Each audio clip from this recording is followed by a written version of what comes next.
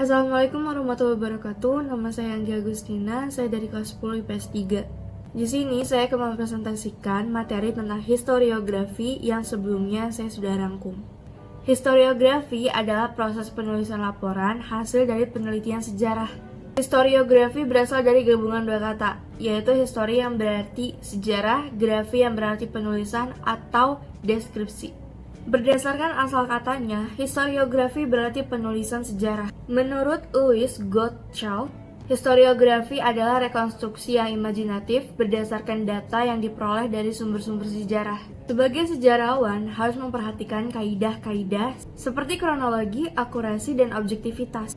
Hal lain yang perlu diperhatikan dalam historiografi adalah keterampilan menulis melalui penggunaan kata-kata dan bahasa yang mudah dipahami, menarik, dan ilmiah.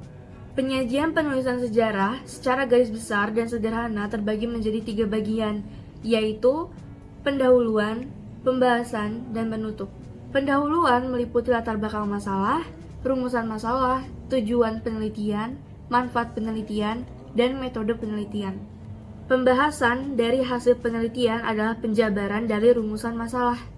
Penutup adalah kesimpulan dari seluruh data dan fakta yang telah dirumuskan. Setiap periode perkembangan, penulisan sejarah selalu memiliki ciri-ciri dan karakteristik tersendiri yang dapat membedakannya dengan penulisan sejarah lainnya. Historiografi tradisional. Penulisan sejarah tradisional umumnya lebih mengedepankan unsur keturunan atau genealogi. Penulisan sejarah tradisional biasanya tentang kerajaan, kehidupan raja, sifat-sifat yang melebih-lebihkan raja dan para pengikutnya. Historiografi tradisional berkembang pada masa Hindu-Buddha. Berdasarkan bentuk dan isinya, kesastraan pada masa Hindu dan Buddha terdiri atas tutur, kastra, wiracarita, dan kitab-kitab yang berisi tentang ajaran agama, sejarah, dan moral.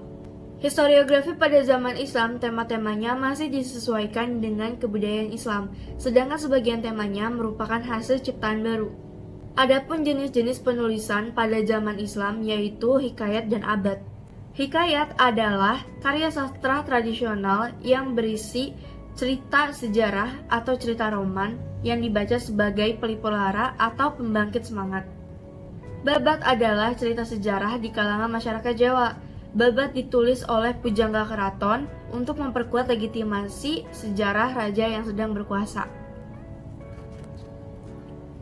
Ciri-ciri historiografi sejarah tradisional: bersifat istanamentris, bersifat religio-magis, bersifat memperkuat legitimasi penguasa, bersifat psikopolitis sentrisme, bersifat etnosentris. Historiografi kolonial adalah penulisan sejarah yang berkaitan dengan aspek penjajahan Belanda di Indonesia. Ciri-ciri historiografi kolonial yaitu bersifat Eropa-sentris, bersifat mitologisasi, dan bersifat ahistoris. Dan yang terakhir adalah historiografi nasional. Historiografi nasional adalah penulisan sejarah yang bersifat Indonesia-sentris. Artinya, penulisan sejarah yang membahas tentang peranan Indonesia dalam peristiwa sejarah.